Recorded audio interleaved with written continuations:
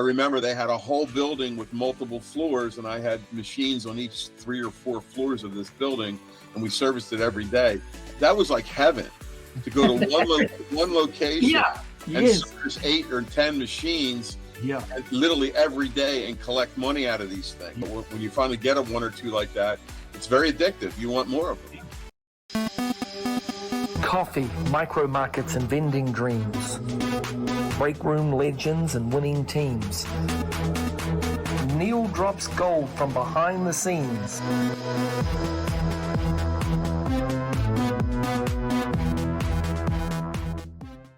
Hey guys, welcome to the Neil from New Zealand show. I'm very excited to introduce today's guest, Bob Betz from One Source Refreshments in Philadelphia. Bob's got a big business. He's got about 25 trucks running around the outer suburbs of Philadelphia. Been in the business about 47 years and is one of my all-time favorites. I'm really excited for you guys to hear Bob's story. Let's jump in.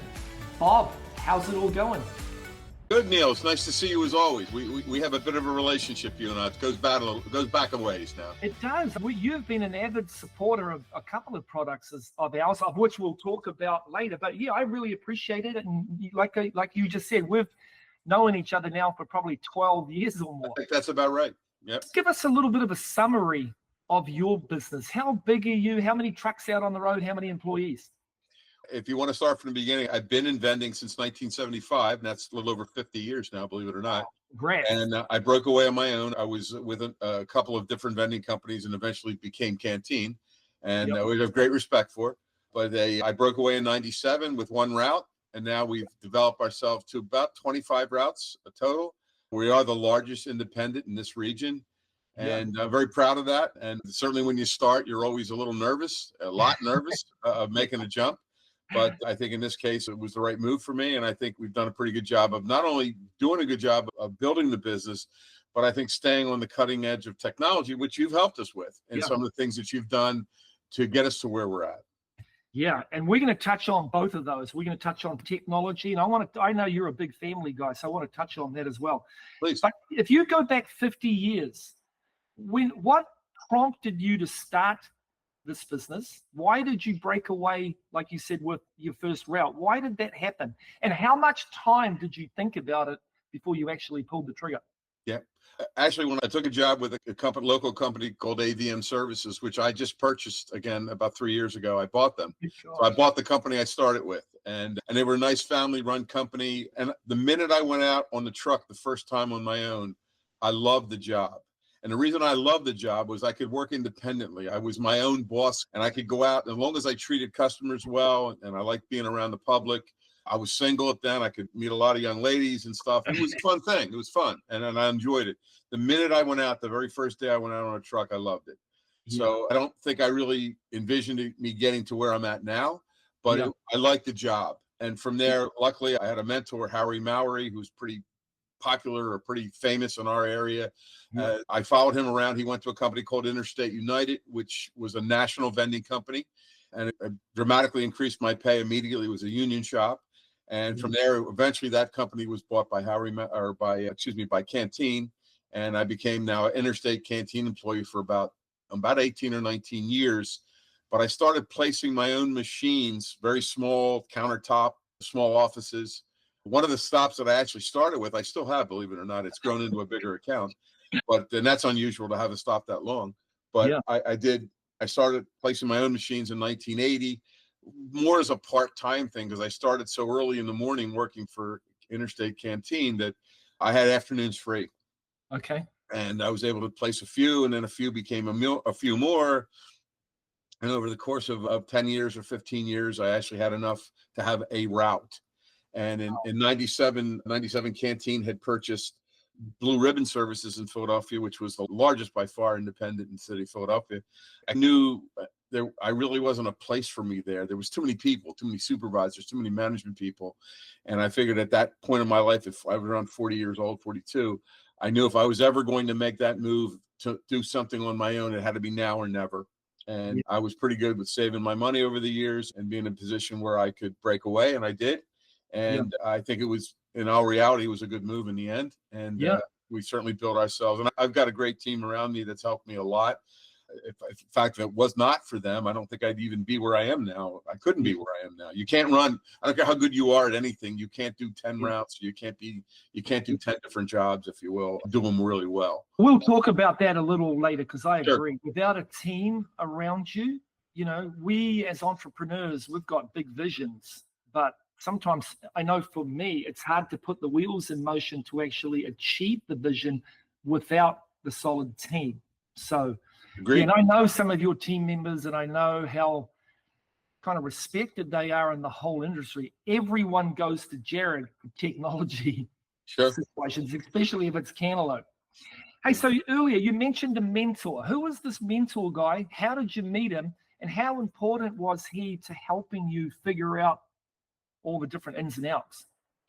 Harry Mowry was a very well-respected salesperson in our market. Actually, when I started, I think he was operations manager. Yeah. And I migrated with him from the first company I started with to a national company. And he actually offered to bring me into the sales program for Interstate, but I had already knew that I was contemplating doing my own thing at that point. Yep. And I knew it wasn't the right move for me to make to go into a program like that. But he certainly trained me how to run a route and certainly how to deal with customers and try to be responsive to the needs of those clients that we were servicing. And it wasn't hard for me because I have a pretty good people skill.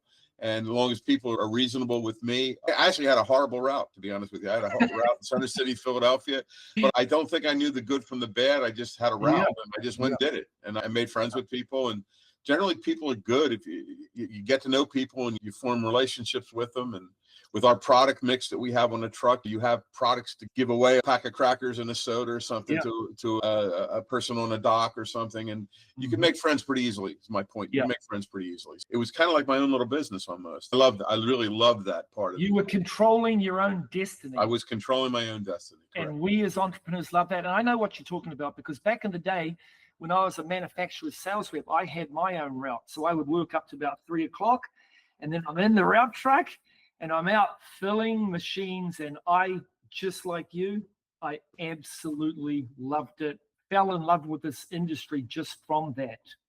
Yeah, I know what you mean. So you've talked about a couple of things already, that for young people coming into this industry, you started off as a side hustle. You had a mentor. That was important. You mentioned you were good at saving. When you first jumped ship, how much capital did you save up before you jumped and felt comfortable that you had some money? I had a pretty good bankroll of savings because, again, I had been saving the money that I had done for my little route. I didn't spend it other than into equipment. And I put everything back into equipment. So I had a pretty good, I can't really tell you honestly how much it was, but it was enough that I at least felt comfortable enough that if I broke away, I could go at least a year. Even if I failed, I could go a year and still be able to get by. With I had a family, I had children, a wife and children. So I had to make sure that I was positioned in a way that, and thank God my wife, Jackie, she had a job. She maintained a job in the medical field, and she was able to get us healthcare coverage for those first few years, which helped me a lot. And it wasn't much the money, it was the healthcare. And so that helped an awful lot. And just exactly how much I had to work with, I don't really remember, but I know I was secure. And luckily, I didn't really have to rely on that because I was lucky enough to find locations. And it didn't take me too long to get, I bought a couple of small competitors, and I just morphed that a little bit over time. And I remember some of the really crappy accounts I bought, some of the crappy equipment I bought. But at the end of the day, you got it working, you figured it out, you upgraded where you could. And hopefully over time, not hopefully, it did. It worked out to a good place, to be in a good place. Yeah. Would you take any of those accounts now that you first started with back in the day? I still actually, believe it or not, I still have a few of them. And they're not knock it out of the park accounts, but I still have them because they're geographically, strategically located in places that I have other business, and it just makes sense to keep it. But I think, I don't know that I look for stops like that today, because obviously as you get larger and you have employees and you have overhead, it's harder to maintain those lower volume accounts that when you were working out of your home garage, if you will, as I was, you're just looking to make wages. Exactly. And I do think it's very tough on people starting out in this business now to be able to maintain. Even the cost of equipment is so much more expensive with the technology involved. And this is and I think that's why you're seeing traditionally across the board, less and less people coming into this industry. I agree. And it doesn't really, the industry itself, I don't think does a good job of getting youth involved, young people involved, because I don't think it can pay the kind of money that other industries can pay. And more importantly, I don't think necessarily a lot of younger people want to work with their hands and do what is considered in some cases a manual labor type of job. And I think so it's harder and harder to find staff. And I don't know that we can pay the kind of numbers that technology companies or software companies or other businesses can necessarily pay. No, I agree. Definitely, we have labor problems in our industry, and as running a route is hard work. It's not easy. We've got lots of cases. I always give the analogy that you pick up a case of soda from the warehouse, you put it on your hand truck, you pull it over to your truck, you load it up into the truck, then you drive to the location, load it out of your truck onto the hand truck, pull it up to the machine and up. So that one case of soda, you've touched it 8 times. Sure. And it gets heavy, especially in the hot Philadelphia days when it's 95 out and you're lugging sodas around everywhere. No, I agree. One thing you touched on, I forget the verbiage you used, but you talked about a home run account. What was your first home run account? You had all these janky little accounts to start. And then when was that first account that you thought, oh my gosh, this is where it's at? Quick sponsor's message to help pay the bills.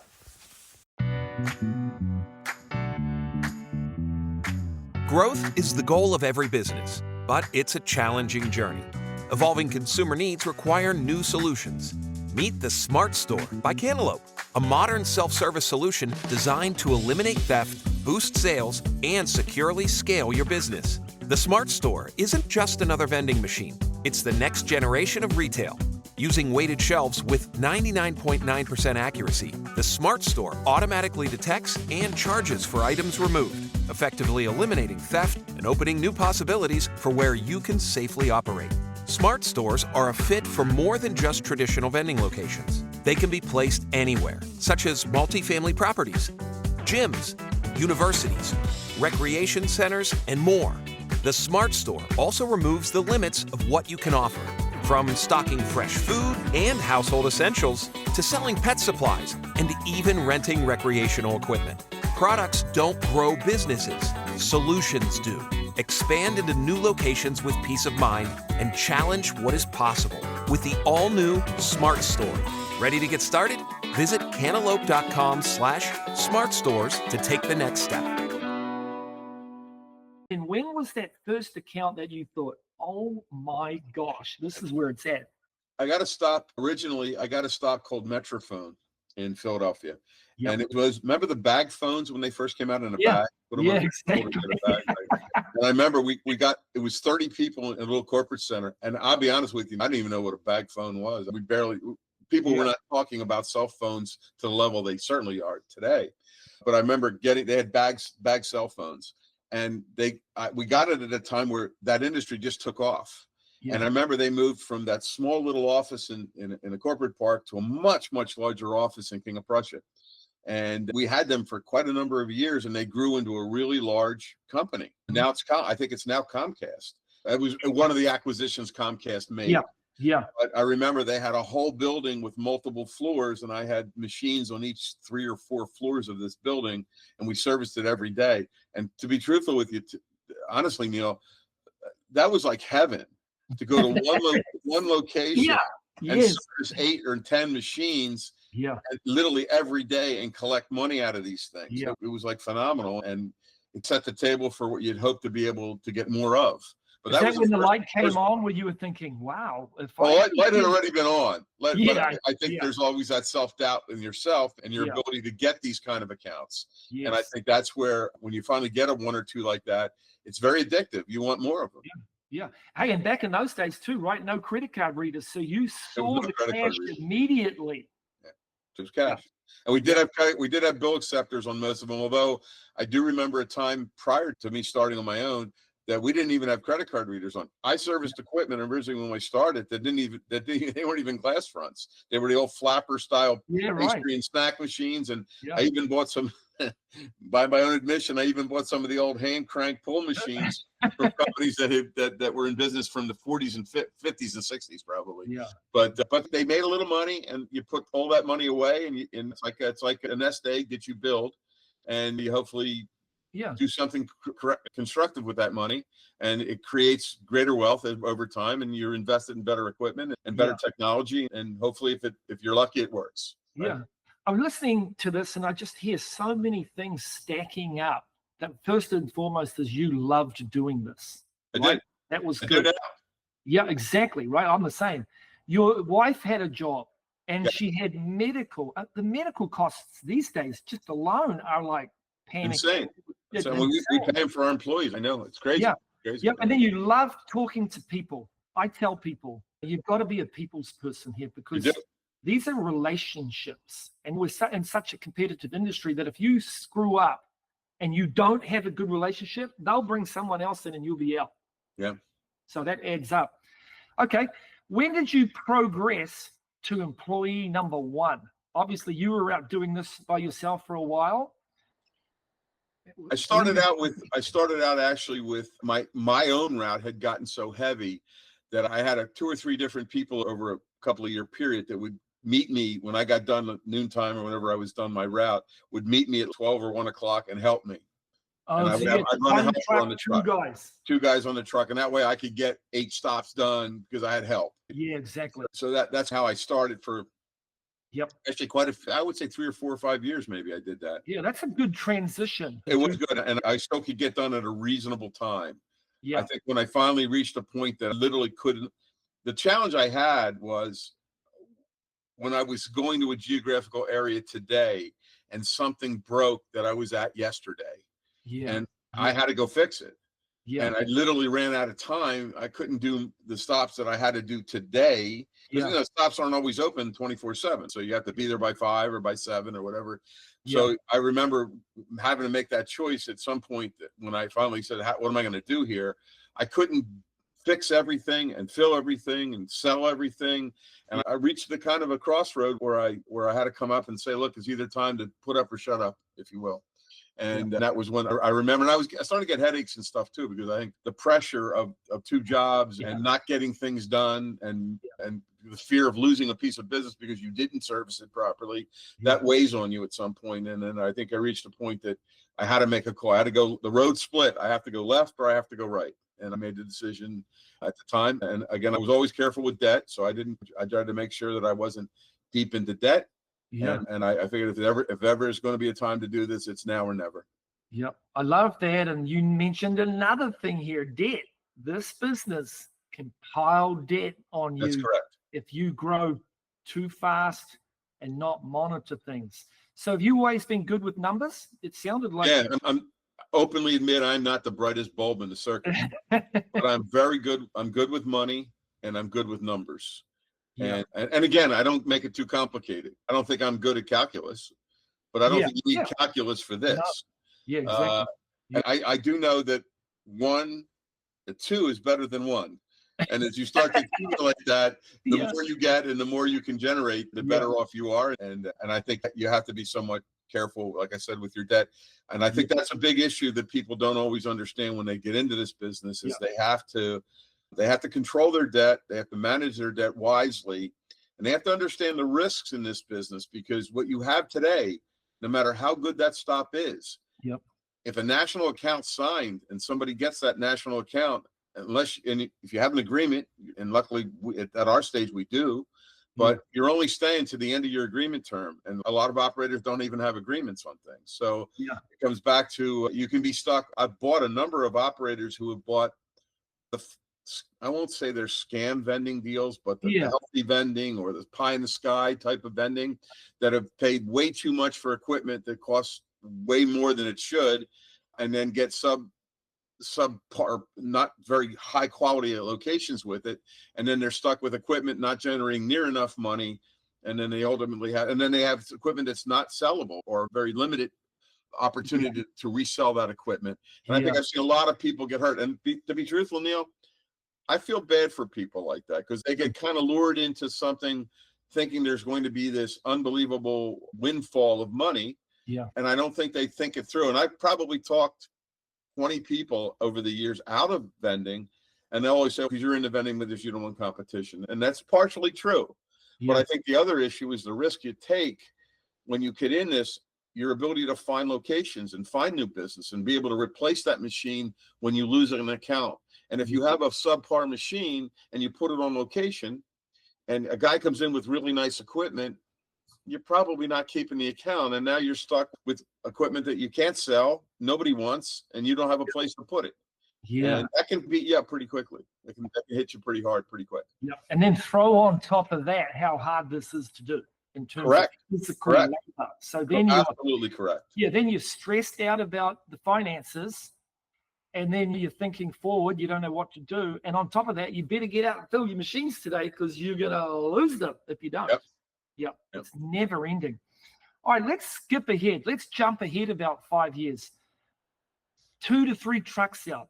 Now you got 2 or 3 trucks out, maybe about 5 or 6 employees, I imagine, at the most. Yep. Where were you at that stage? Now you're going, wow, this is working. I got some pretty solid anchor accounts here. I guess I had a partner for a short time who I ended up buying him out. He went through a divorce. Yep. And he was probably the best mentor for me because he taught me sales, and he was a salesperson, although didn't necessarily always love to do sales, but he was good at it. And quite frankly, taught me a lot. And when I took over his business, but I remember something that stuck with me, and I may have even mentioned this to you before, Neil, is that some people have asked me over the years, they always ask me, how big do you want to get? And in some cases, how big are you now? I can honestly tell you, I don't honestly know how many we have, but I can tell you one thing, and it holds strong. I want one more. The day I don't want one more is the day I don't do this anymore. Exactly. So you have told me that. More. So how big do I want to be? I want one more. How big are we? I want one more. And I think that's been my philosophy all along is I want one more. And I think the day comes that I don't want to do that will be the day that I probably won't be here anymore. I've talked to you about this before, and I'm surprised that this guy taught you sales, because the one thing I know about you is your focus on sales. This business just naturally accounts are going to go, right? So you need to be adding. And then it's a whole new revenue stream. If you add another $100,000 a year account, boom. Yeah, no, you've been and really honestly, $100,000 a year accounts don't fly off the wall. 50,000 maybe, but $100,000 accounts are pretty high quality. That's $2,000 a week. They're there, but not nearly as plentiful as they were years ago. Yep, exactly. But I agree, and you have to always be selling. And I think that's a big thing that operators coming into the business today. They want to find a locating company. They want to find somebody else to do it for them. Yeah. If they're out there, because I've looked, if they're out there, I've never found them. Yeah. So at the end of the day, you have to be prepared to do that work yourself. And you made a really good point. You have to be in a position you got to replenish the stock.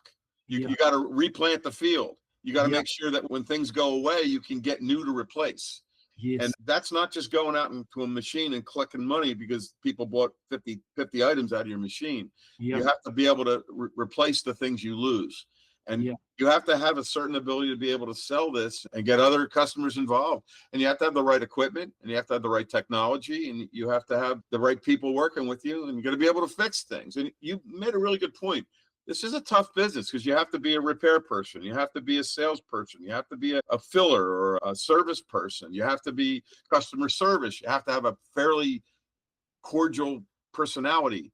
So people want to do business with you. There's a lot of facets to this business that are very unique to this business. Yeah, and then at 5 o'clock, which never happens, 7 o'clock, you got to crawl home and be nice to your wife now. Exactly. And we're looking at now at what is going on 6 o'clock East Coast time right now.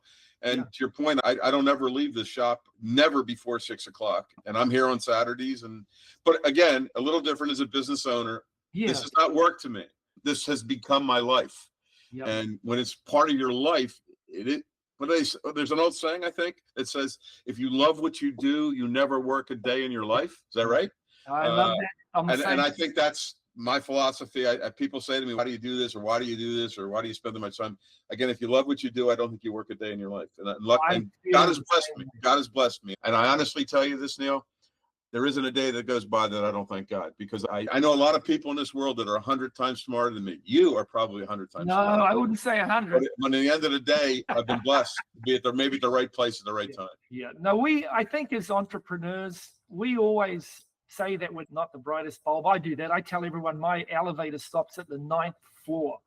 But honestly, I've been bumping around this industry for a long time. Bob, you're sharp, man. It's not rocket science, this business, but you have to be quick on your feet. You got to move quickly. And actually, I like what you said earlier about the layers of management. You decided that this company wasn't for you because all the layers. That's another thing, right? This business is service orientated. You better organize the layers in the middle to be focused in on service, because an account will be gone if you don't, right? Yeah. Oh, absolutely. And I think that feeds the point that I made up earlier. I do have a really good team here between Jared, between Steve, between Chuck, Brian, yes, Sam, key people here that I really count. There's more than this. My supervisors. Anyway, long story short, I have good people here and I can rely on them. And I think that's part of success, because I don't think especially at our size now, we have to have all the cylinders firing here, because if not, we're just not going to compete. And I think overall, we actually do a better job than our competitors here, because I've invested in those things, and I don't necessarily worry about taking every bit of profit out of the business.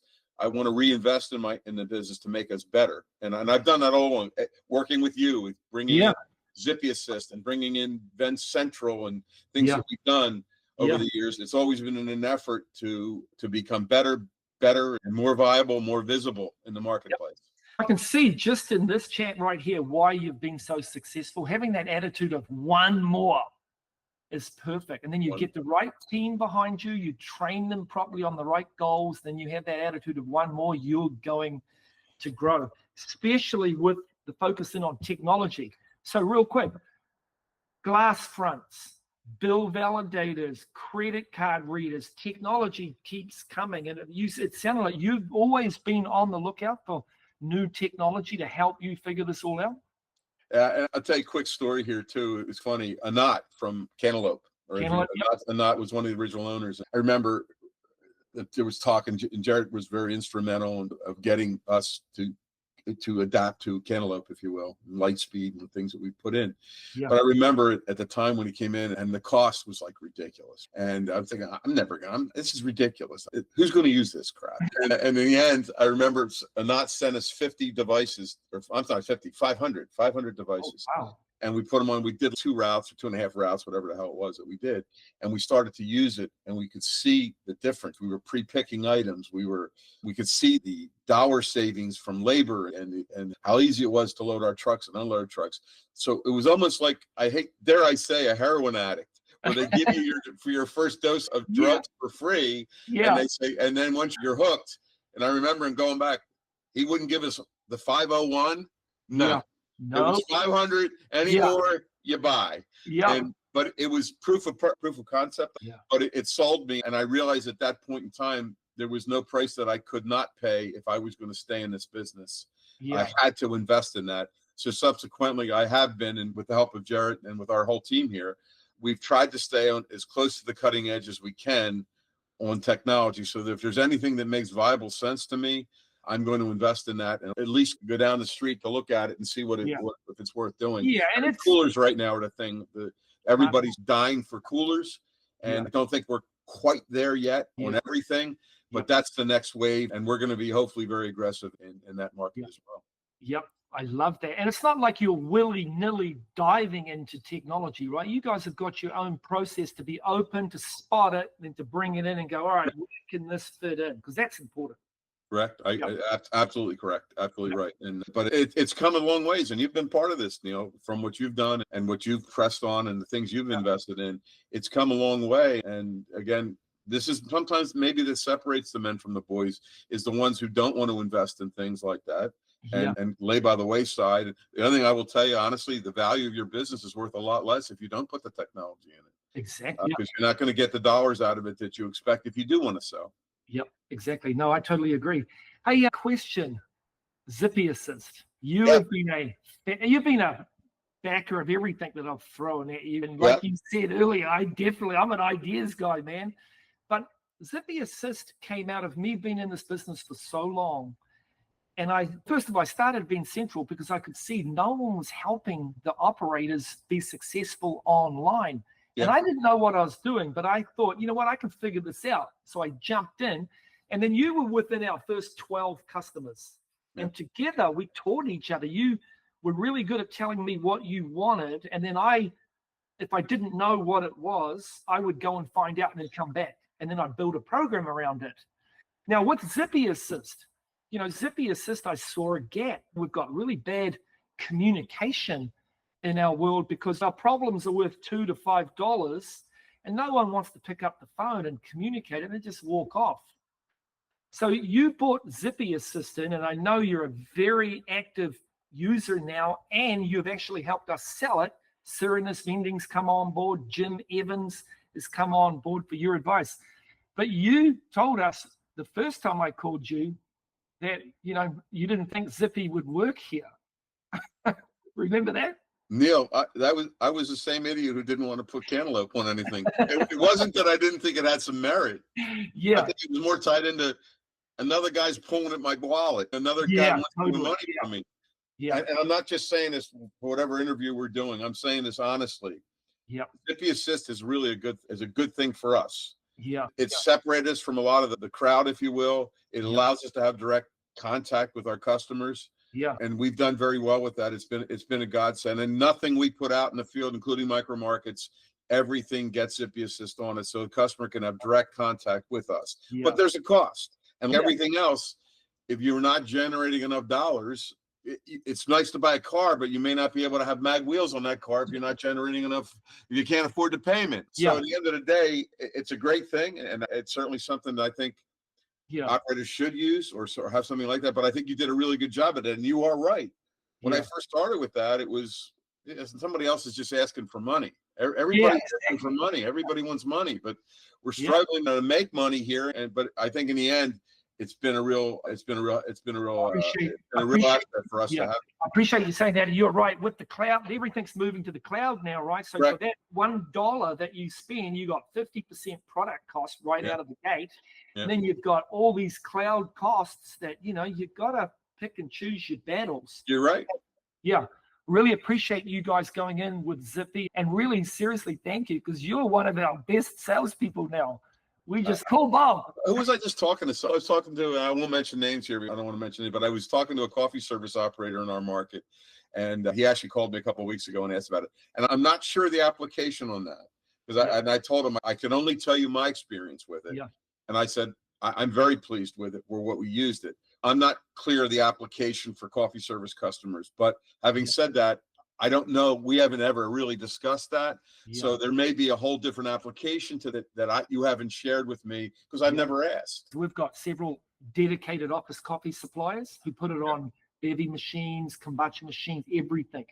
And one of the big customers that bought it on, their big pantry service customer with 20 buildings, said, hey, we've got to do something differently here. Sometimes our facility guys are off premise, and we need our employees to be able to contact you to say that the coffee pot's not working. Don't rely on us facility guys, because sometimes we're not here. Yeah. So, and you know what? And again, this is why we're having conversation now, and it makes sense. And it's nothing to do with the podcast here. Yeah. It more has to do with the application of this. You just brought some good points to the table. Yeah. My vision, and the guy I spoke with, has a lot of individual coffee locations, one brewer, right? Yeah. Yeah. That maybe they spend $300 a month on product. Yeah. I don't know the application for that, but to your point, bevy machines, smart soda machines, places where there's multiple units on location, 4th floor, 3rd floor, 8th floors, building 1, building 2, building. There could be application for that I didn't think about. Yeah. So to your point, and in some cases where we already have vending, we already have a Zippy Assist application there. To your point, I think that's a good point, and that's how that's a good thought on your part. Yeah. That's a way of selling that in a way that I didn't think about selling it, but that makes some sense. Yep. I tell everyone we got labeled early as a refund platform. And I'm like, Right. yeah, we definitely, It's way more than that. we're a communication platform, Way more than modularly built, and refunds is a good module. Okay, back to the story. We're trucking along here. You're vending. When did you break away and decide, hey, let me move over to office coffee as well? My partner that I had mentioned to you earlier, that was my real mentor, Phil, he was always a coffee guy. He sold coffee nationally for, I think, Park Beverage or something out of Chicago. Yep. And he was a natural coffee service salesperson guy. And so his background really was more coffee. When I purchased him, when he went through his divorce and I purchased, he was heavily into coffee, which gave me about 150, 160 accounts, I think, at the time. Yeah. So that was really my transition to picking up the coffee. Okay. And then from there, it's like anything else. Once you're into coffee, once you start to have that product in your warehouse, Yeah. it's a fairly natural transition to be able to offer it to more customers. And if you get lucky, you get a few more. What percentage of your business is office coffee to vending, roughly? I'd say probably 25, 30% of our businesses. And I'll say this about One Source, in case any coffee service companies that are in our market want to work with us. We've never really pushed the coffee service part of our business as a standalone thing, if you will. Okay, yep. We've sold as One Source Office Refreshment, a refreshment program for an office or a factory or a business. Okay. And we try to do everything in that location, but I certainly can work with other companies that want to do the coffee, and we can do the vending or a micro market or something. So I think we're multi-dimensional. I think there's less and less standalone coffee companies as we go forward. I think less and less are there. But I think we certainly can partner with someone who wants to just do a part of it. But I don't think we've ever really specifically gone after that kind of business just standalone, because that's a little different business when you do coffee only. Yeah. It's a different animal. I think you might have just helped me monetize my podcast, Bob. Are you saying that coffee companies should be calling One Source, Lavazza, Keurig, all those guys? And any independent operators who want a partner that they can work with, they'll be honest, they'll help them sell what they sell. We can do other services for them that'll protect them in their accounts, because if we can handle everything between the two of us, everything in that office place, there's no need for them to look anywhere else. Totally agree. And you've had a wonderful relationship over the years with Bodecker, and look what you've done for Bodecker. Yes. Was that a personal relationship? I've become very good friends. I knew Todd's dad, Bob. They were maybe one of the most creative sales guy I've ever met. Had an unbelievable model for how he ran his business. They have a coffee service business in Mr. Coffee in Toronto, Canada. Yeah. But Todd and I become very good friends. I consider him actually a dear friend, maybe my closest friend in the business. Awesome. We get together as often as we can, but I do value him. But more importantly, he gave us exclusivity to our market for Bodecker. It has been hurt a bit since COVID, as a lot of coffee businesses have. But again, he's been a good friend, and the product is phenomenal. The variety is great. And the great advantage to Bodecker is there is no home version of this. You can't buy it and take it home. If you steal it, I don't know how you're going to cook it. You have to cook it on the stove or something, but you're not going to make cups of coffee very easily with Bodecker containers. And it's a really good product, and we've done pretty well with it, to be honest. Yeah, and that's one of the problems, is you put all these free amenities or whatever into these businesses, and then everyone's taking advantage of it and taking all the coffee home on the weekends. Correct. Yeah, so Bodecker is a good one, and I love those guys. And what I like about Bodecker is just the simplicity. You can get a cup of coffee in a minute. You don't have to sit there and wait for the thing to grind for. And the variety. Todd's done a phenomenal job, Todd and his dad. Yeah. Of the varieties of coffee. They have almost every type of flavor profile you could possibly want, including a chicken soup, which isn't too common. They certainly have a phenomenal hot chocolate. It's a liquid hot chocolate that's in a container. It's phenomenal. In fact, I tell customers this all the time. If I get like a sugar craving or a chocolate craving in the afternoon, I'll cut the lid on I have a razor, I'll cut the lid on the aluminum. By the way, it is a recyclable product. So it is an aluminum container. It can be recycled, but I'll take the aluminum lid on it, take a little cut around it, lift the lid back, and I'll just suck out the syrup. It's like drinking like syrup, like chocolate syrup. It's delicious. Yeah. And that kind of fills my need for a chocolate bar or a candy or chocolate and sweet. And I've told Clyde. I've told Todd that many times that I've told him, I said, I do this. I've done it in front of customers even. I've taken a container out on a demo, and then I've actually opened one and let them try it. And I've never heard anybody say this is horrible. It's really a really good. It goes back to your heroin analogy earlier, right? This one's a straight shot of sugar right into the body. There it is. Yeah, there it is. That's fine. Hey, just a funny story that came up. Do you ever just wander into the warehouse and grab a Snicker bar, or does that upset? Oh yeah. As I'm getting older now, I have to. My weight is an issue, and okay. I try. I really do. Honestly, I love honey buns. I haven't had a honey bun in 2 years. But I have to be careful about the things that I eat. The thing that we have here with a lot of suppliers coming in and brokers coming in, we get a lot of samples already, and we have in our break room upstairs. We share them with everyone. Yeah. So I don't usually have to walk out to the warehouse and get stuff. It's usually in that. And the other thing is, you've been to our warehouse.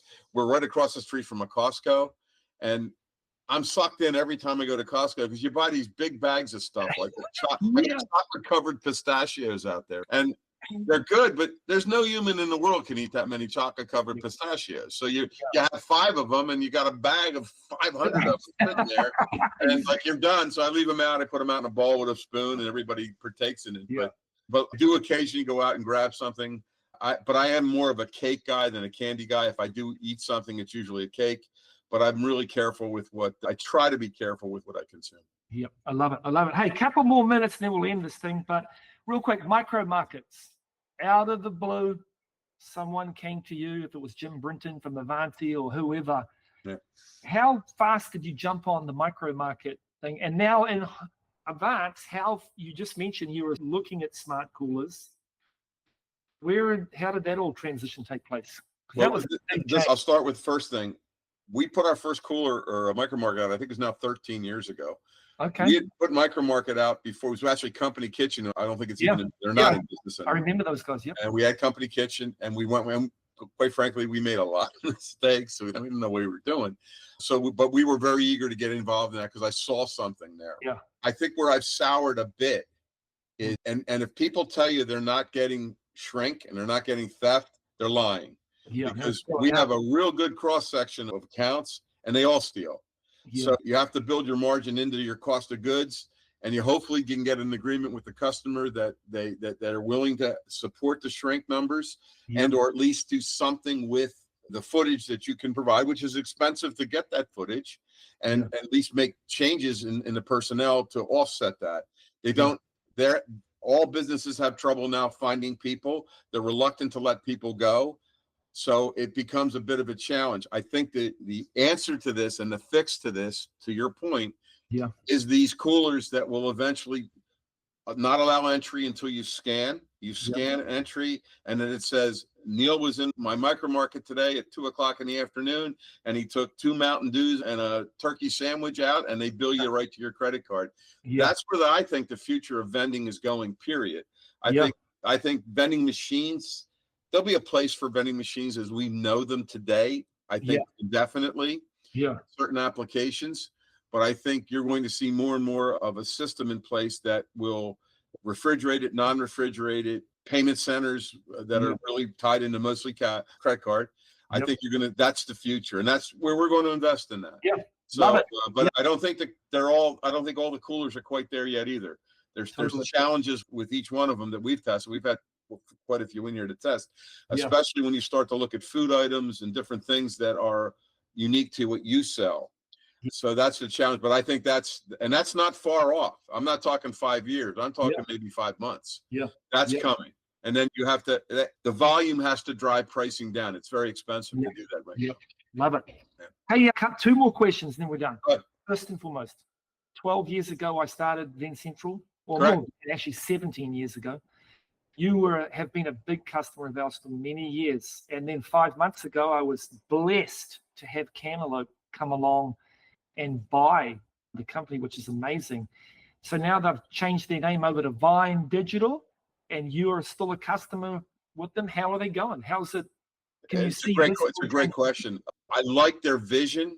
I think they've got the dollars to put in this, and I think they're going to back this pretty heavily. We've invested now with them. And again, the only thing I'll say, it's not negative. the jury's still out a little bit because proof will be in the pudding. Yeah. The Like results anything. will dictate what we do, but I'm cautiously optimistic that we're on a really good course here. Good. And things that you maybe couldn't do, not that you didn't want to do, but maybe financially weren't able to do. And tech savvy. Possibly, to be fair, maybe tech savvy as well. I think they're going to throw the resources in that to make it work. So I am bullish on them, and I'm hoping for good things and big things. And I'm glad that you were maybe smart enough to see the limitations. Yes. And say, you know what, let me get out of this and hopefully make a few dollars on this thing and get out and still provide good service to your previous customers with the upside for better opportunities. That's I really love that. And that's what I did. I feel like I came out of the gate. I was sprinting around with that bat in the first leg of the 100 meters, and it was my job to hand it off to someone that could go much faster. And I had a vision 5, 6, 7 years ago that I'm like, wow, if I could just keep this going, maybe someone like Cantaloupe could come along and buy it.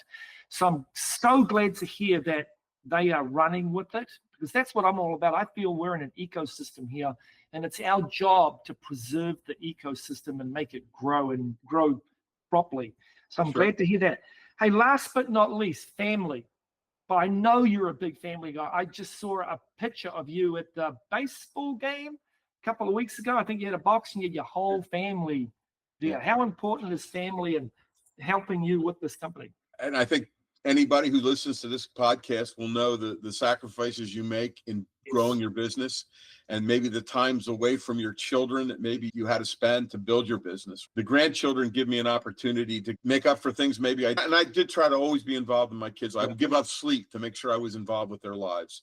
But when you have other things on your mind, you're not always focused on 100% on the kids. So having grandkids is a real blessing, and I'm trying to make the best of my time with them. I try to do as much as I can with them. I try to hopefully set their financial, at least a start to their financial future. Fridays, Jackie and I take off on Fridays now to be with the grandkids and to babysit if you can. But it's a blessing, and it's cool to be with little kids like that and spend time with them. And maybe this is God's way of letting me have a second chance, if you will. Well, Bob, thank you so much for spending some time with us today. Congratulations on all your business success and your family success. And I am sure that you and I will be running into each other very soon. Appreciate your time. God willing, I'll see you at Namath or somewhere along the line. And it's always good talking to you, Neil. I appreciate it, Bob. Thanks so much. God bless. Thank you. Yeah.